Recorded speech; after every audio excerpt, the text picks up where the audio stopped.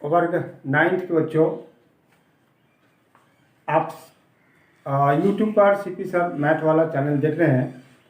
हम इस वीडियो में एनसीईआरटी का प्रश्नावली 6.2 का लास्ट क्वेश्चन जो बच गया था उसको हम बनाने जा रहे हैं। इसके पहले का क्वेश्चन जो है 5 तक का जवाब हम इसके पहले वाले वीडियो में दे चुके हैं।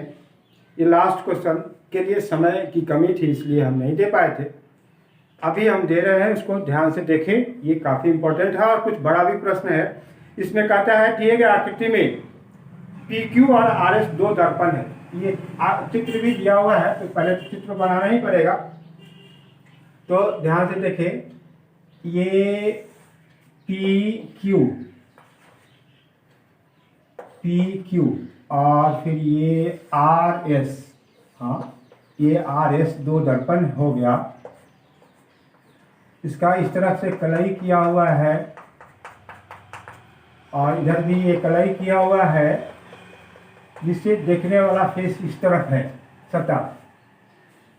तो ये दोनों एक दूसरे के समांतर रखा हुआ है। PQ समांतर RS, यह भी है PQ समांतर RS। ये दोनों दर्पण एक दूसरे के समांतर रखा हुआ, लिख दिए हुए है जो एक दूसरे के समांतर रखे हुए हैं, इस प्रकार से रखा हुआ। एक आपतन किरण AB, यहाँ पे एक किरण ये AB दे दे, इसका नाम AB, ये आपतन किरण हो गया। दर्पण PQ के B पर टकराती है, ये देखिए दर्पण PQ के B बिंदु पर टकराती है, ये आपतन बिंदु हो गया। और परावर्तित किरण पथ BC पर चलकर ये इस प्रकार से परावर्तित होकर ये C बिंदु यहाँ पे BC पर चलकर दर्पण RS से, ये देखिए RS दर्पण है से C बिंदु पर टकराती है तथा पुनः CD के अनुदिश परावर्तित, ये CD की दिशा में परावर्तित हो जाती है। इस प्रकार से परावर्तित हो जाती है। तो आपको क्या चीज सिद्ध करना है कि AB समांतर CD, ये आपको प्रूफ करके बताना है। ये दिया हुआ है कि PQ समांतर जो दो दर्पण रखा हुआ है वो एक दूसरे के समांतर है। तो क्या चीज सिद्ध करके बताना है कि AB और CD ये D होना चाहिए, CD एक दूसरे के समांतर है। अब इसको प्रूफ करने के लिए पहले हम लोगों को परावर्तन के नियम को समझना पड़ेगा। परावर्तन का दो नियम होता है। जब कोई किरण दर्पण के किसी बिंदु पर आपतित होती है तो वो फिर दूसरी दिशा में परावर्तित हो जाती है, अगर वह 90 डिग्री पर नहीं आपतित हो रही हो तो उसमें कहता है कि आपतित किरण, परावर्तित किरण और आपतन बिंदु पर खींचा गया अभिलंब तीनों एक ही तल में होते हैं। कहने का अर्थ आप पढ़ के आ चुके हैं। ये दर्पण अगर है तो इस पर ये किरण आपतित हुआ तो इस किरण का नाम आपतित किरण हो गया, ये परावर्तित किरण हो गया। ये आपतित, इस किरण को हम लोग ये एरो देखें, ये AB आपतित किरण हो गया, ये BC परावर्तित किरण हो गया, और ये जो बिंदु हो गया इस बिंदु का भी नाम है आपतन बिंदु। अब इस दोनों के बीच में इस दर्पण पर अगर हम लंब डालते हैं, जिसको नॉर्मल बोलते हैं, तो यहाँ हम लोग हिंदी में अभिलंब बोलेंगे, अभिलंब हो गया। तो परावर्तन का नियम कहता है कि आपतित किरण, परावर्तित किरण और आपतन बिंदु पर खींचा गया अभिलंब तीनों एक ही तल में होते हैं। ये पहला नियम। दूसरा नियम कहता है कि आपतन कोण और परावर्तन कोण हमेशा बराबर होते हैं। आपतन कोण कहते हैं आपतित किरण और अभिलंब के बीच जो कोण बनता है उसको हम लोग आपतन कोण कहते हैं। ये I से सूचित होगा। और परावर्तित किरण और अभिलंब, यह अभिलंब है, इसके बीच में जो कोण बनता है उसको हम लोग परावर्तन कोण कहते हैं। ये दोनों बराबर होता है, परावर्तन के नियम यही कहता है, इसी का उपयोग वहाँ होगा। तो ये B जो बिंदु हमारा है आपतन बिंदु है, इस पर भी एक अभिलंब डालेंगे, इसका नाम N दे देंगे। सी भी आपतन बिंदु हुआ, इस पर भी हम लोग लंब डालेंगे, इसका नाम एल दे देंगे। ये 1 मान ले, ये 2 मान ले, यहाँ पे 3 मान ले, ये 4 है, फिर इसको मान ले 5 और ये हो गया 6। आसानी होगा, नंबर दे देंगे तो आपको सिद्ध करने में आसानी होगा। हम लोगों को क्या सिद्ध करना है कि ए बी बराबर सी डी। तो क्या चीज़ प्रूफ करके बताना होगा, ये जो दो रेखाओं को समांतर होने के लिए जो कंडीशन है, संगत कोण बराबर होने चाहिए, एकांतर अंतःकोण बराबर होने चाहिए, और नहीं तो एक ही ओर के अंतःकोण संपूरक, मतलब 100 एक ही ओर के अंतःकोणों को अगर हम जोड़े तो उसका योगफल कितना होना चाहिए, 180 के बराबर होना चाहिए। तो इसमें से कोई एक, तो यहाँ हम लोगों का उद्देश्य होगा कि 1 जोड़ 2 कोण 1 जोड़ कोण 2 बराबर कोण 2 जोड़ कोण 4, इसको प्रूव करना। तो ये हो जाएगा। देखें आप, पहले हम जो काम किए हैं उसको लिख दें, लिखेंगे बी एन लंब पी क्यू और इसका सी एल लंब आर एस डाला। अब हम लोग इस जगह परावर्तन का नियम लागू करेंगे। यहाँ लिखेंगे परावर्तन के नियम से, ध्यान से देखें, इस दर्पण के लिए यह आपतित किरण हो गया BC, AB आपतित किरण, BC परावर्तित किरण, और RS दर्पण के लिए DC आपतित किरण हो गया और CD परावर्तित किरण हो गया। तो यहाँ परावर्तन, दोनों में हम परावर्तन का नियम लागू करेंगे। तो यहाँ हो जाएगा कोण 1 बराबर कोण 2, ये इक्वेशन 1 हो जाएगा।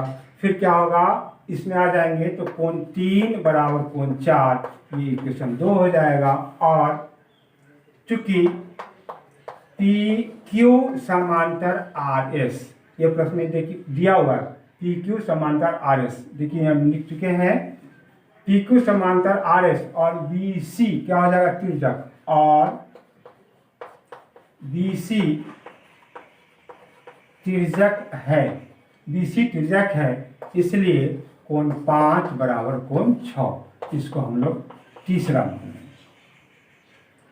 तो ये जो 3 समीकरण आया, इसको हम लोग इस तरफ लिख लेते हैं, क्या कि मिटा देने के बाद नंबर याद नहीं रहेगा।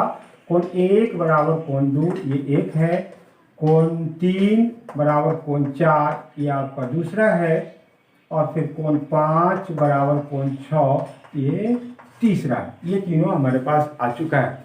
अब हम लोग आगे बढ़ेंगे तो ध्यान देना पड़ेगा, यहाँ पे क्या चीज़, ध्यान से देखो, ये लंब डाला गया है तो ये एंगल कितना हो जाएगा, 90 डिग्री। फिर बी एन लंब है तो ये एंगल कितना हो जाएगा, 90 डिग्री। तो लिखेंगे कोण 2 जोड़ कोण 6 बराबर 90 डिग्री, ये 3 हो चुका था, ये चौथा होगा। कोण 3 जोड़ कोण 5 बराबर 90 डिग्री, ये आपका 5वां होगा। अब इस दोनों का राइट हैंड साइड बराबर है तो ये हट जाएगा और ये बराबर के रूप में लिख देंगे। तो लिखेंगे समीकरण 4 और समीकरण 5 से कोण 2 जोड़ कोण 6 बराबर कोण 3 जोड़ कोण 5। अब 6 और 5 को यहाँ से बदल दें, कोण 2 प्लस कोण 5 बराबर कोण 3 प्लस कोण 5। ये कहाँ से आया, 6 को हम 5 से रिप्लेस कर दिए, कहाँ से लिख देंगे, समीकरण 3 से। ध्यान से देखेंगे तो कोण 5 से कोण 5 कट जाएगा, फिर क्या आ रहा है, कोण 2 बराबर कोण 3, कोण 2 बराबर कोण 3, ये आ गया। तो इसका भी एक नंबर दे देंगे, 5 हो गया, ये आपका छठा आ गया, इसको भी हम लिख देते हैं, इसकी भी जरूरत होगी। कोण 2 बराबर कोण 3, ये आपका छठा समीकरण है। अब देखें थोड़ा ध्यान से, थोड़ा और हिम्मत लगाएंगे तो हो जाएगा। यहाँ पे लिखा हुआ है कोण 1 जोड़ कोण 2, कोण एक जोड़ कोण दो। अब बताएं कोण हम लिखने जा रहे हैं कोण दो जोड़ कोण दो। ये आया कहाँ से? तो ध्यान से देखिए, इस एक को किस चीज से बदल दिए। यहाँ देखिए कोण एक और दो बराबर है कहाँ से? समीकरण, यहाँ लिख देंगे समीकरण एक से। देखें कोण एक किसके बराबर? दो के बराबर, तो यहाँ डाल दिए, ये हो जाएगा दो कोण दो, दो कोण दो। और दो किसके बराबर है? यहाँ देखिए छठा से क्या चीज आएगा? दो किसके बराबर है? तो तीन के बराबर है। तो यहाँ हम लोग लिख सकते हैं दो कोण तीन। ये कहाँ से आ जाएगा? देखिए दो किसके बराबर आ रहा है? दो तीन के बराबर आ रहा है। ये आ गया आपको समीकरण 6 से, ये समीकरण 6 से। अब ये जो आया इसको लिखेंगे कोण तीन जोड़ कोण तीन। अब ध्यान दें, ऐसा लिख सकते हैं दो कोण तीन है तो कोण तीन और कोण तीन को जोड़ेंगे तो कोण दो कोण तीन आ जाएगा। अब इस जगह इस नियम को देखें, दूसरा जो हमारे पास समीकरण आया है हम लोग ला चुके हैं, उसको देखेंगे। ये कोण तीन रहने दे और इसके जगह पे हम लोग क्या लिख दे? कोण चार। ये कहाँ से आ गया? तो समीकरण 2 से। ये हो गया समीकरण 2 से। अब हम लोगों को देखें, इसको कोण एक और कोण दो को जोड़ेंगे तो जो कोण बन रहा है इसका नाम दे।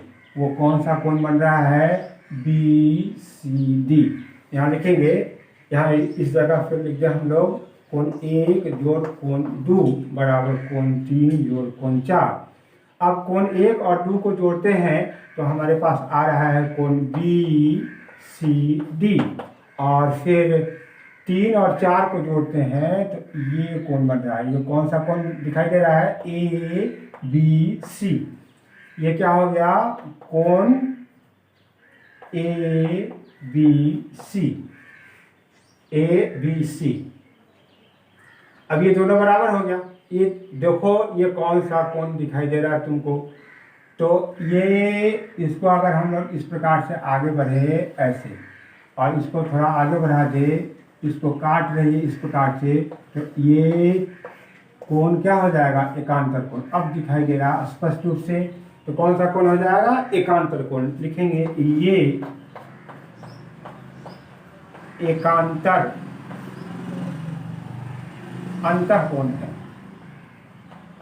एकांतर अंतःकोण है, इसीलिए तो फिर क्या हो जाएगा? AB समांतर CD।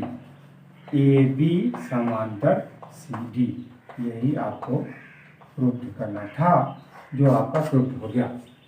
अब आगे के चैप्टर में हम NCERT का त्रिभुज से संबंधित जो प्रश्न होगा उसका सॉल्यूशन देंगे। उसमें साथ तब तक पीछे वाले वीडियो को देखेंगे, उसमें हम उसमें जो उपयोग होने वाला है उसमें उस थ्योरम को देख लेंगे। उसमें है त्रिभुज के तीनों कोणों का योग 180 डिग्री होता है, और फिर एक और होगा कि किसी त्रिभुज की एक भुजा को अगर बढ़ाई जाती है तो इस प्रकार बना वहिष्य कोण वाह्य कोण सुदूर अंतःकोणों के योग के बराबर होता है। इस दोनों का वहाँ उपयोग होगा, साथ साथ इधर वाला जो प्रमेय है उसका भी उपयोग होगा। इसलिए आप उसको देख लेंगे, फिर हम लोग सवाल को आसानी से समझेंगे। अगर उसको आप नहीं देखिएगा तो फिर नहीं होने वाला है।